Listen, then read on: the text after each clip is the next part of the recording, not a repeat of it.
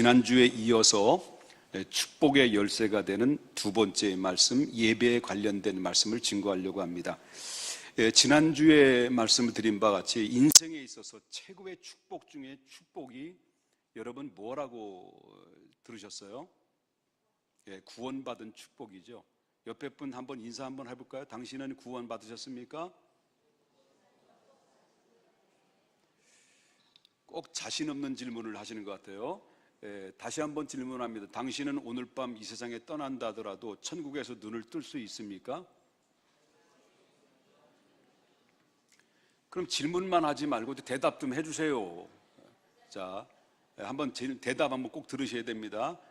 당신은 오늘 밤 이 세상에 떠나도 천국에서 확실하게 눈을 뜰 수 있겠습니까? 그럼 제가 질문하겠습니다. 하도 질문 대답은 안 하시니까 여러분 천국 가서 눈 뜰 수 있어요? 예, 이쪽만 성가대만 들리는 것 같아요. 지난번에도 말씀드렸습니다만 여기에 질문 앞에는 교회를 다니는 사람에게는 세 가지 대답이 나온다고 합니다. 예, 여기 성가대원들처럼 예, 나는 천국 갈 수 있습니다 라고 대답하는 사람이 있는가 하면 글쎄요, 아직도 확신이 안 서네요 라고 하는 대답을 하는 사람이 있고, 그 다음에 세 번째는 자신이 없습니다라고, 내 행위나 내 꼬라지를 보면 천국 갈 만한 자격이 없는 것 같아서 난 못 갈 것 같습니다라고 대답하는 사람도 있다라고 하는 거예요. 근데 어쨌든 간에 저와 여러분 지난주에 말씀드린 것은 구원은 내 행위로 얻는 것이 아니라 하나님의 은혜로 가는 것이다라는 것을 여러분 믿으셨습니까? 자, 그러면 하나님의 은혜를 입은 사람들은 하나님의 은혜로 말미암아 내 의사와 상관없이 하나님의 기쁘신 뜻에 의해서 강권적으로 저희들을 부르셔서 당신의 자녀로 삼아주셨고 택한 백성이 됐습니다. 이건 하나님이 주신 은혜요, 하나님의 사랑으로 우리 인생에 있어서 최고의 축복 중에 축복을 우리가 받은 자가 됐습니다. 그래서 저와 여러분이 오직 우리의 시민권은 오직 하늘에 있다라고 말했습니다. 우리의 소속은 이 땅의 삶을 살고 있지만 우리는 하나님의 자녀의 신분으로 우리가 살아가기 때문에 우리는 이 땅에서 누구보다도 있고 없고의 문제가 아니라 빈부의 차이가 문제야. 잘 배우고 못 배우고의 차이가 아니라 못생기고 잘생기고 차이가 아니라 정말 하나님이 보실 때 내가 하나님의 자녀의 신분으로 살아가고 있다는 자체만으로도 우리는 하나님 앞에 얼마나 감사한 존재인지를 모릅니다. 믿습니까? 자, 그렇다면 저와 여러분 질문을 드리겠습니다. 하나님의 은혜를 우리가 받고 살아가는 사람들이시죠? 자, 그러면 하나님의 은혜를 우리 많이 받았는데 그런 우리 은혜를 받은 사람들이 이제는 하나님 앞에 무언가 드려야 되잖아요. 은혜 받았으면 뭔가 우리의 반응을 보여드려야 되잖아요. 그럼 우리가 구원받은 사람으로서 하나님 앞에 감사의 은혜의 보답을 드리는 행위 중에 가장 기본적인 행위가 바로 뭔 줄 아십니까? 그게 바로 뭐냐면 예배라고 하는 겁니다. 내가 은혜 받았으면 값없이 주시는 은혜 받고 하나님의 자녀가 됐으면 구원받은 백성이 됐으면 이제부터는 우리가 하나님 앞에 반응을 보여드려야 되는데 그 반응이 바로 뭐냐면 가장 기본적이고 기본적인 것이지만 이거는 없어서 아니 되는 예배. 이 예배는 정말 우리 하나님 앞에 드려야 될 가장 기본적인 자세다라고 말씀드릴 수 있습니다. 여러분, 제가 목회를 30년 동안 해왔어요. 그것도 한 교회에서만 이제 30년 이제 해오고 있는, 지금까지 오고 있는데 30년 동안 목회를 하면서 여러분요, 고비가 많았을까요? 적었을까요? 참 고비가 많았어요. 많은 고비를 넘겼어요. 근데 고비 중에서 지금 내 머릿속에 아직도 생생하게 기억이 남는 그 고비가 하나 있었어요. 넘겼던 건데요. 그것은 바로 뭐냐면 우리 교회를 짓고 나서 얼마 안 돼서 이제 교회가 이제 부흥되려고 하는 그 시즌에 있었을 때 이 여전도회라는 구성이 조그만 그 말하자면 한 여선교회죠. 그때 당시에는 인원이 얼마 안 됐으니까 여선교회 사업으로 이제 참기름 장사를 이제 하려고 지금으로부터 한 26년 정도 됐네요. 참기름 장사하려고 이제 모여서 의논의를 한 끝에 두 명의 집사님이 이제 참기름 이제 그 방앗간에 가서 참기름 짜려고 이제 갔는데 그 아들들이 있잖아요. 아들들이 그때 당시에 4살, 3살 정도, 4살 정도 아장아장 걷고 말을 곧바로 이제 배워서 엄마, 아빠, 뭐 그다음에 옥보가 하면서 목사님 이름 대면서 이렇게 말을 이제 배울 무렵이죠. 아장아장 걸을 때죠. 그리고 우리 집사람에게 이 두 아이들을 맡기고 두 분의 집사님들은 이제 참기름 가게로 이제 갔죠. 근데 이 아이들이 얼마나 동작이 빠른지요. 우리 집사람이 텃밭에서 이제 상추를 뜯는 그 사이에 이 두 아이들이 없어진 거예요. 이게 없어지면 여기저기서 놀잖아요. 놀아봐야 뭐 놀이터나 이렇게 주변에 놀잖아요. 그러면 한 30분 정도 안에 다 때가 되면 들어오는데, 아니 1시간이 지났는데도 불구하고 이 아이들이 나타나지를 않은 거예요. 그래서 이건 큰일 났다, 이 문제가 터졌구나 그래가지고 문제가 터진 줄 이제 직감적으로 느끼면서 사방팔방 이제 돌아다니며 찾다가 보니까 없는 거예요. 1시간 동안 찾아도 없는 거예요. 이제 1시간 만에 이제 부모님들이 온 거예요. 엄마들이 온 거예요. 그러니까 아이가 없어졌다는 그런 소식을 전해 듣고 그 땅바닥에서 앉아가지고 막 펑펑 우는데, 나는 이제 큰일 났다, 이제 집에 난 쫓겨난다 하면서 막 울어대는데 당황스럽고, 그 아이가 안 나타나니까 아무리 찾아봐도 없으니까, 그러니까 우리 집사람은 집사람대로 그 책임감 때문에 아이가 없어진 것 때문에 울고, 부모는 아들 잊어버렸다 울고, 그리고 우리 어머니는 또 계단에서 왔다 갔다 하면서 울고, 나는 당황하셨고, 야 정말 어떻게 할 줄 모르겠더라고요. 그런데 1시간이 지났는데 또 2시간이 지났는데 부모들은 부모대로, 나는 나대로 막 찾아냈는데 2시간이 지났는데도 못 찾는 거예요. 야, 이거는 큰일 났다, 행방불명이다. 그래서 할 수 없이 제가 생각한 끝에 갑자기 이제 기남방송국이 생각나더라고요. 기남방송국에 전화를 해서 두 아이들이 없어졌는데 자막방송이라도 좀 보내주십시오. 그래서 알았다 해서 자막방송을 보내줬는데, 자막방송 밑에 쭉 떠요. 아이를 찾습니다. 그런데 2시간이 지났는데 아이를 못 찾는 거예요.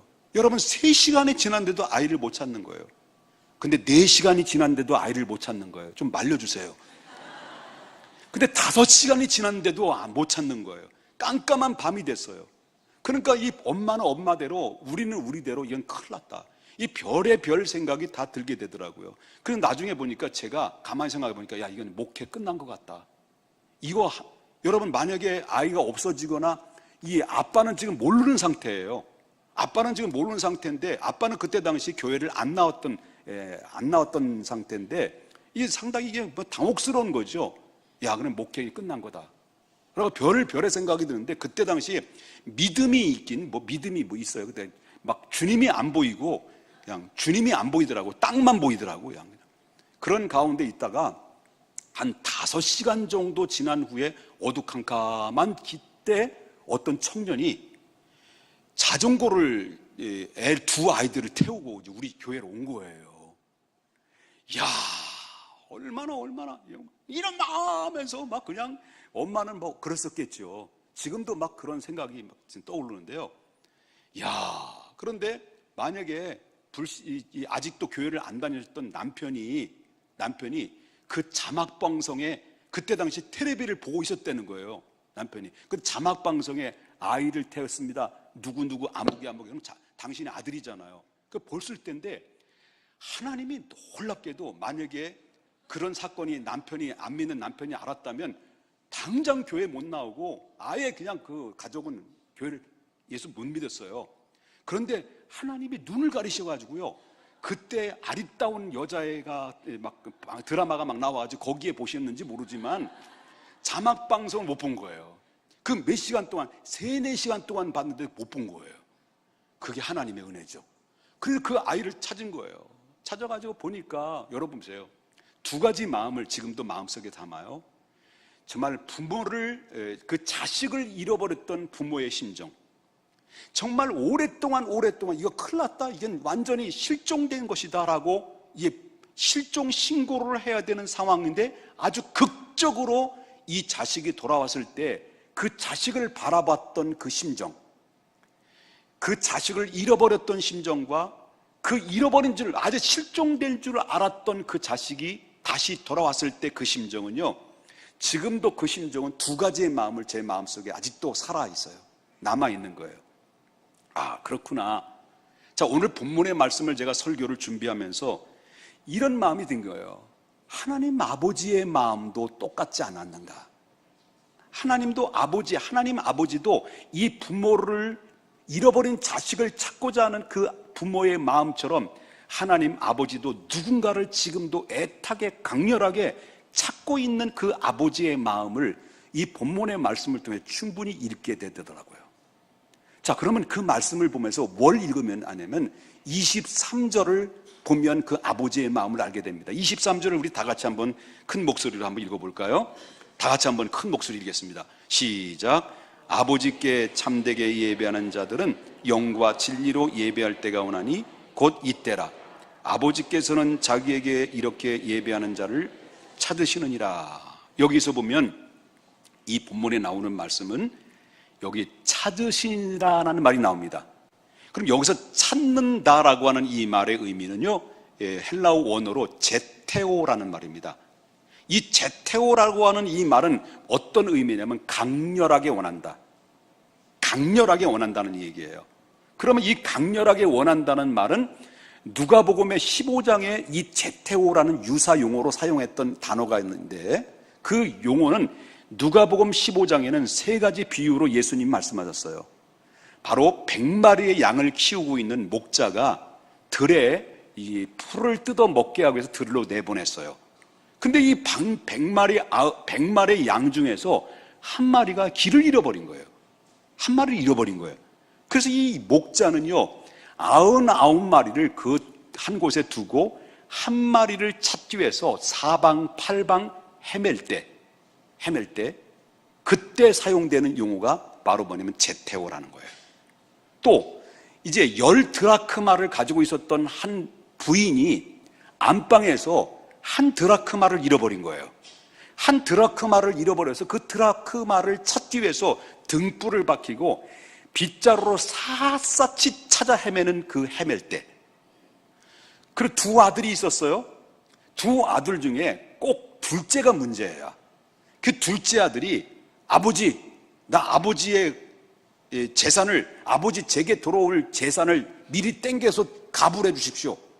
나는 아버지의 굴레에서 벗어나고 싶습니다. 난 먼 타국에 가서 사업하겠습니다. 해가지고 아버지를 협박해가지고 재산을 미리 삥 뜯어가지고 집 나갔던 둘째 아들이, 그 둘째 아들이 나갔지만 그 아버지는 그 둘째 아들이 다시 돌아오기를 간절히 기다리는 그때, 그때 사용되는 용어가 바로 뭐냐면 간절히 찾고 간절히 원한다는 그 용어가 쓰여질 때 그걸 제테오라는 용어로 쓰여집니다. 유사 용어로 쓰고 있죠. 자, 그런데 이 말은 한마디로 딱 표현해서 말한다고 한다면 나는 너를 원한다. 어떻게? 미치도록 원한다는 거예요. 여러분, 부모가 자식을 잃었을 때 어떻게 그 자식을 찾고자 합니까? 미치도록 찾고 싶은 거죠. 미치도록 찾고 싶은 거예요, 이게. 그런데 지금 누군가를 강렬하게 하나님이 찾고 있는데, 이 자식을 잃어버린 부모님 심정처럼 하나님도 지금 누군가를 강렬하게 지금 찾고 있다라고 하는 거예요. 그럼 지금 누구를 찾고 있느냐라고 하는 겁니다. 하나님은 누구를 찾고 있느냐? 찾으신의 대상이 누구냐? 그 대상이 저와 여러분이 함께 읽었던 본문의 말씀 23절에 다시 한번 보겠습니다. 누구를 찾고 계십니까?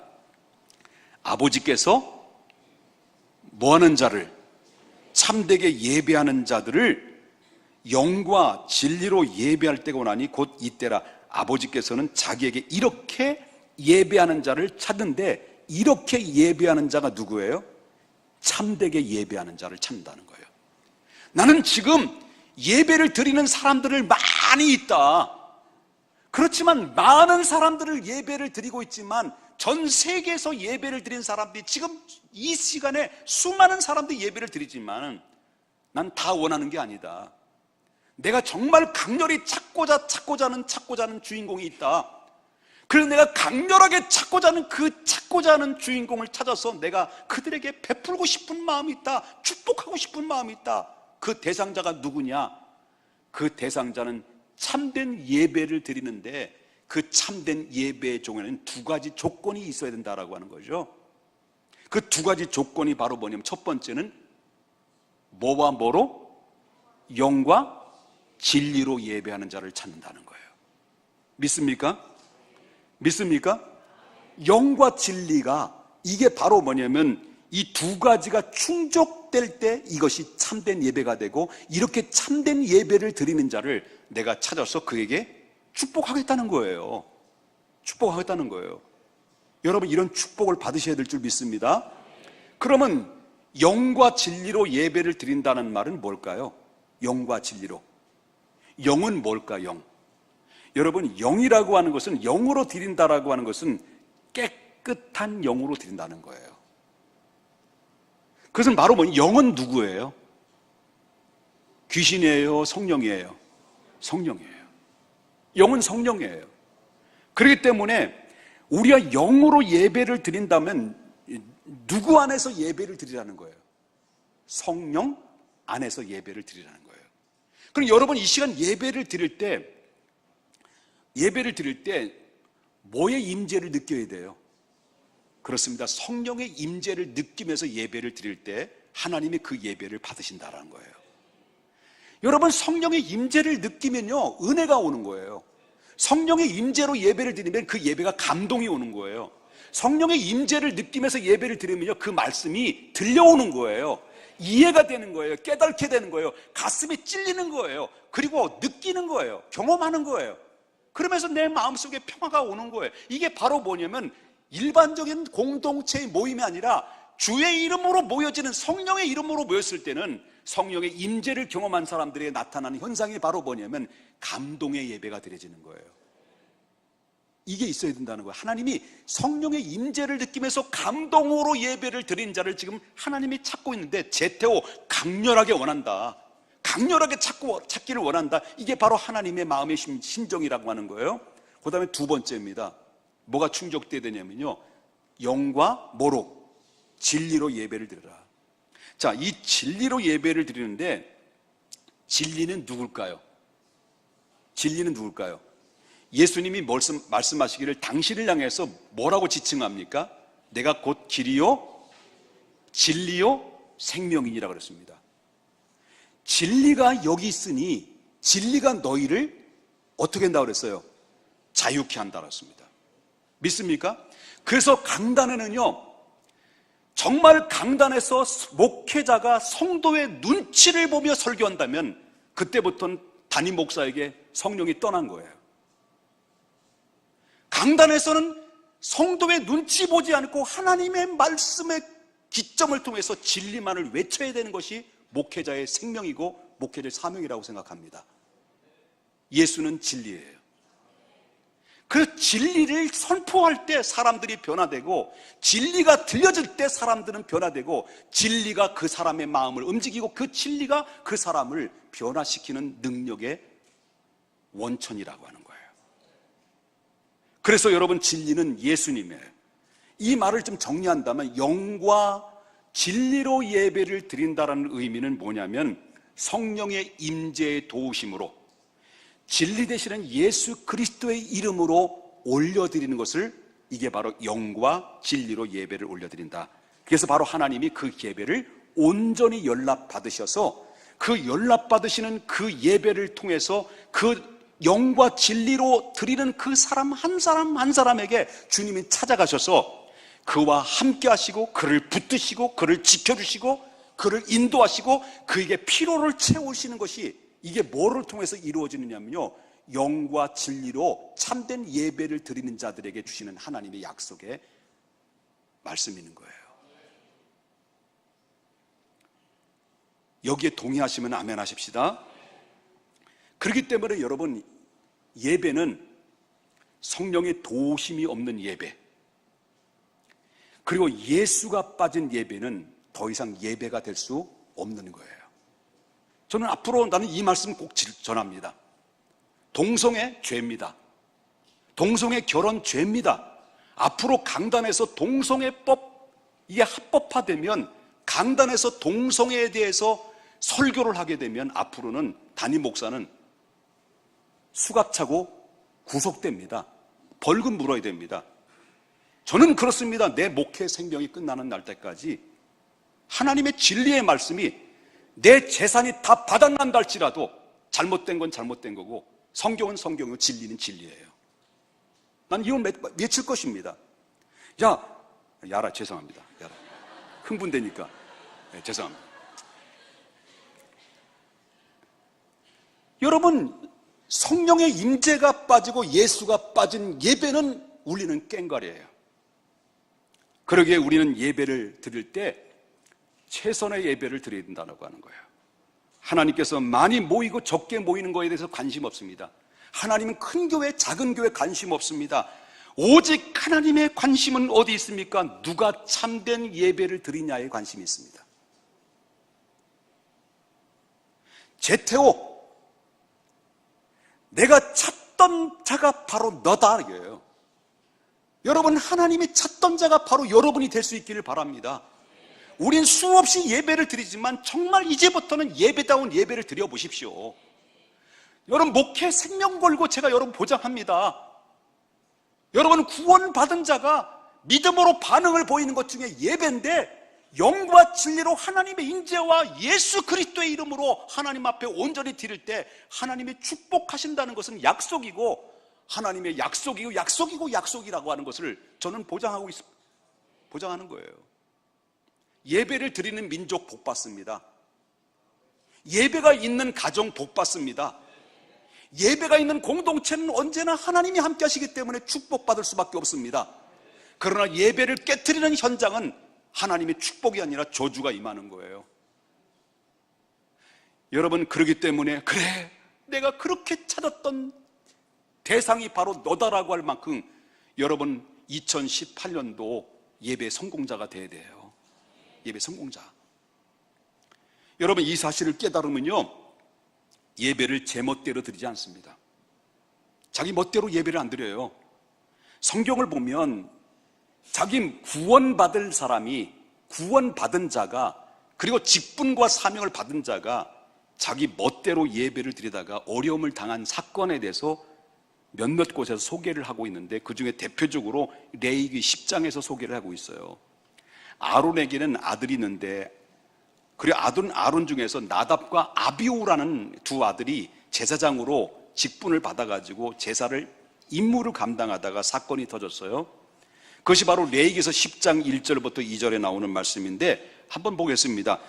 자, 이 아론의 아들 나답과 아비후가 각기 향료를 가져다가 여호와께서 명령하시지 아니한 어떤 거예요? 다른 불을 담아다가 여호와 앞에 분향하였다라고 하는 거예요. 그랬더니 어떤 일이 벌어졌어요? 2절, 어떤 일이 벌어졌어요? 불이 여호와 앞에서 나와 그들을 삼켜버렸다고 했어요. 그들이 여호와 앞에서 죽었다는 거예요. 하나님이 명령하지 아니하는 불을 자기 멋대로 가져다가 분향을 했다는 거예요. 그런데 그 자리에서 하늘에서 불이 떨어져 가지고요, 이 두 사람을 자기 멋대로 분향 드리고 있는 이 나답과 아비후를 불로 완전히 삼켜버렸다는 거예요. 여러분, 나답과 아비후가 왜 불을 타서 죽었을까요? 그 죽은 이유가 뭘까요? 그 이유는 레위기서 10장 9절에 나오는 말씀을 보게 되면 이것을 보면 압니다. 자, 레위기서 9장 10절에 보니까 너와 내 자손들이 회막에 들어갈 때에 뭐 먹지 말라는 거예요? 포도주나 독주를 마시지 말라. 그리하여 너희 죽음을 면하라. 마시면 죽는다는 거예요. 이는 너희 대대로 지킬 영원한 규례라. 여러분, 그렇지만 나답은요, 아비후는요, 제사장으로서 하지 말아야 될 것을 했다는 거예요. 술을 먹으니까 하나님의 명령이 안 들리고 대충 그까이 거 대충 해가지고, 그래가지고 다 하나님이 명령한 불이 아니라 다른 불을 가지고 와가지고 여호와 앞에 분향을 하다가 불을 타주고 말았다는 거예요. 여러분, 이거는 쉽게 말한다면 이거예요. 담임 목사가 강단에 서기 전에 참이슬 2병을 완샷 해버린 거예요. 그래가지고 강단에서 설교를 할 때, 여러분 잘 믿을 거예요, 못 믿을 거예요, 이렇게 하면서 술 주정하면서 설교했다는 얘기예요. 성가대원들이 목이 좀 아프니까 성가대 지휘자가, 그렇다는 얘기는 아닙니다. 지휘자가 하이트 한 병씩 쫙 돌리면서 성가대를 위하여 하고 한 병씩 쫙 콜콜콜콜 들어 마시면서 앞에 쫙 나가서 찬송을 하나님 앞에 드렸다는 거예요. 대표 기도하는 분이 긴장되니까, 떨리니까, 내 정신으로 하면 못하니까, 그래서 막걸리 한 병 들어 마셔가지고 기도했다는 거예요. 여러분, 이게 바로 뭐냐면, 우리가 여기서 알 수 있는 것은, 예배는 절대로 자기 생각대로, 자기 멋대로 예배를 드려서는 안 된다는 것을 보여주는 거예요. 예배는 그만큼 우리가 드려지는, 한 시간에 드려진 예배를 가볍게 드리지 마라. 예배를 가볍게 여기지 마라. 우리는 어떤 사람들일까? 가볍게 여기는 사람들은 불신자들이 가볍게 여기는 것이고, 우리는 구원받은 사람들은 아닙니까? 우리는 하나님의 백성들은 아닙니까? 우리는 여러분 신분이 다른 사람들은 아닙니까? 여러분은 하나님의 시민권을 받은 사람들이 아닙니까? 그런데 우리는 예배를 자기 멋대로 드릴 수 있겠습니까?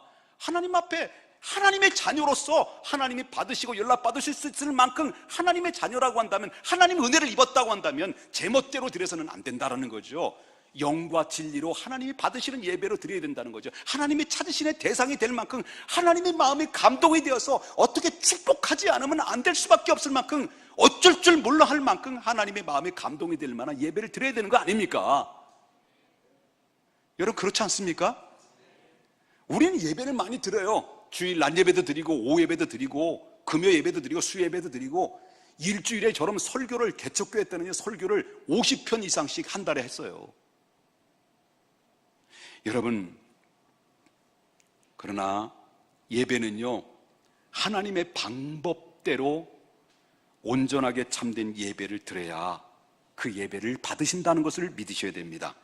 그래서 성령의 임재의 도우심으로, 진리가 되신 예수 그리스도의 이름으로 하나님 앞에 예배를 드렸을 때, 그때 하나님께서는 그들을 축복한다라고 하는 거예요.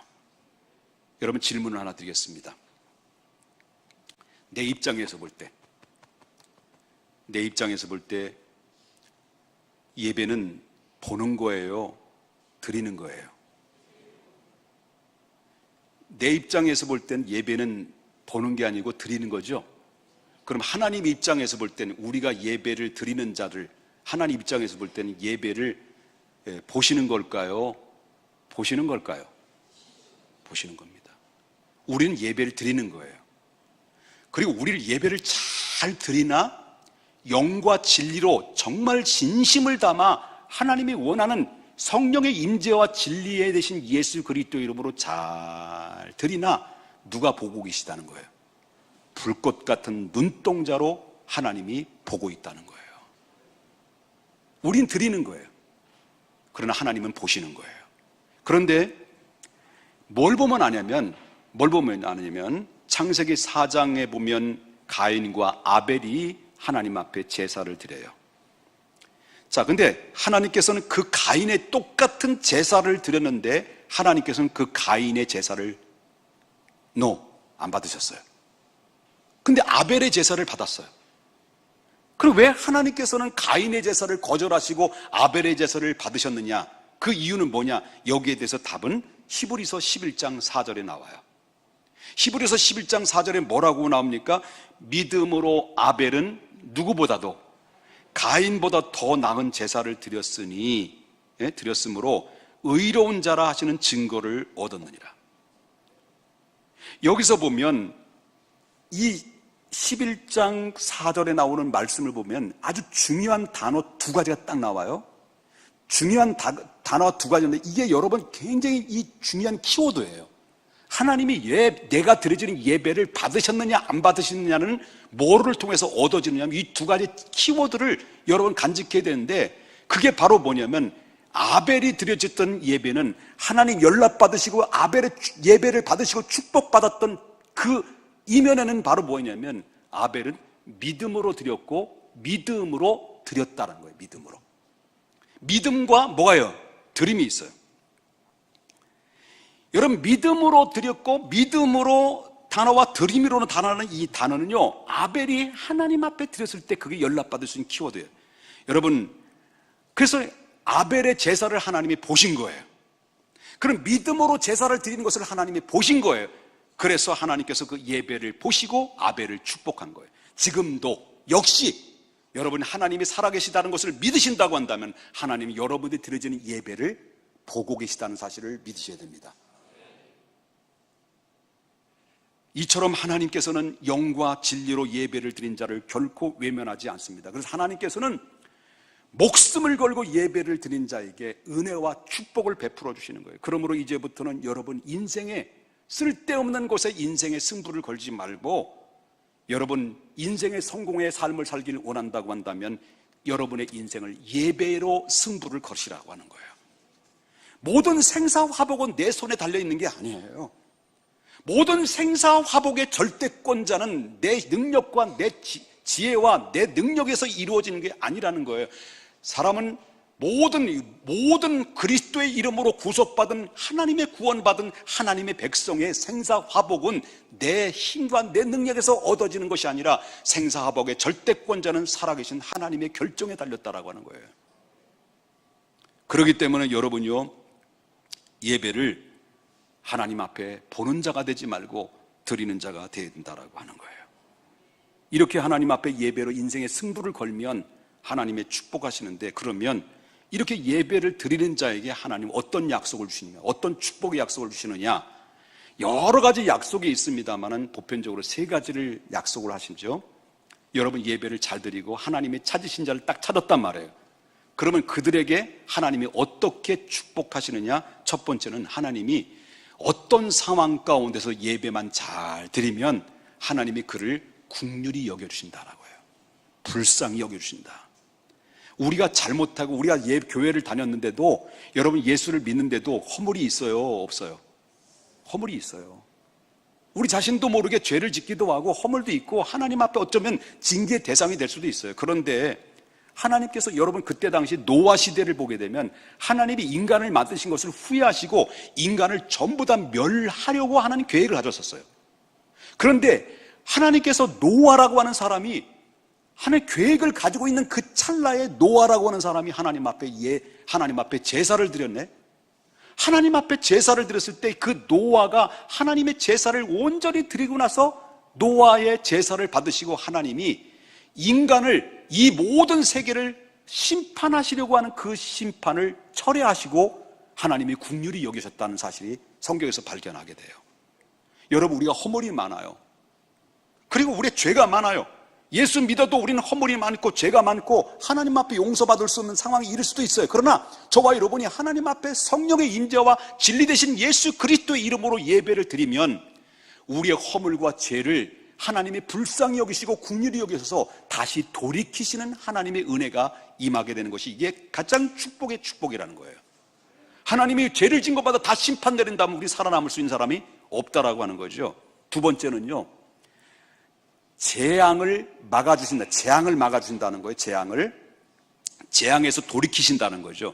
여러분 알다시피 사무엘하 24장에 보게 되면 다윗이 좀 교만해진 거예요.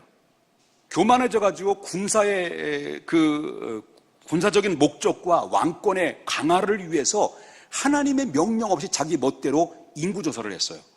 그러니까 하나님이 이것 봐라, 이 교만에 빠졌네 해가지고 하나님께서 진노하셔가지고요, 그 전염병, 소위 말한다면 온역, 전염병을 이스라엘 온역에 전부 다 번지게 한 거예요. 그러니까 이스라엘 막 덮쳐버리니까 여러분 전염병이 3일 동안 몇만 명이 죽었냐면 전염병으로 7만 명이 죽어버렸어요. 여러분이 놀라지 않으니까 제가 놀라잖아요. 3일 동안 7만 명이, 메르스, 이건 뭐 메드로스는 아무것도 아니에요. 7만 명이 죽었어요. 좀 놀래는 흉내라도 좀 해주세요. 7만 명이 죽었어요. 지났어요. 7만 명이 죽었어요. 그때 다윗이 잘못됐구나. 그래서 하나님 앞에 제사를 드렸어요. 하나님 용서해 주십시오. 하나님 앞에 온전히 예배를 드리고 제사를 드리고 난 다음이다. 제사를 딱 드리고 난 나자마자 뭐가 끝났어요? 재앙이 딱 멈춘 거예요. 여러분, 우리 앞에는 미래가 보장받을 수 없어요. 어떤 일이 어떤 상황이 발생될지 누구도 예측할 수 없어요. 그러나 하나님을 믿는 백성이 예배를 하나님 앞에 온전히 잘 드리면 우리 앞에 다가올 재앙들을 하나님이 거두어 주시고 막아주시고 철회해 주신다는 것을 여러분 믿으셔야 될 줄 믿어요. 세 번째는 하나님이 축복하신다는 거예요. 축복하시는데 예배를 잘 드리니까 하나님께서 노아에게 어떤 약속을 했습니까? 노아와 그 아들들에게 이렇게 약속합니다. 창세기 9장 1절에 보니까 하나님이 노아와 그 다음에 누구에게? 그 아들들에게 복을 주시며 그들이 이르시되 생육하고 번성하고 땅에 충만하라. 노아 예배를 드리는데 노아만 복받은 게 아니에요. 누구도 복받은 거예요. 누구도 복받은 거예요? 그 아들들까지, 후손들까지 복받은 거예요. 내가 예수 잘 믿고 예배 잘 드리고 2018년도 예수 잘 믿고 예배 잘 드리면 여러분의 자녀들도 복받는 거예요. 아까 그 주인공이 누군 줄 아시죠? 갑자기 생각나가지고 이제 말씀드립니다만 그 두 아이들을 잃어버렸던 아이들 중에서 그 잃어버린 분이 그 남편이 누구냐면 우리 교회 김선호 장로님입니다. 김선호 장로님의 아들이 누구냐면 지금 27살 된 김태희야라는 형제입니다. 여러분, 결론을 지겠습니다. 한번 옆에 분 인사합시다. 예배 잘 드리고 수지 맞으십시다.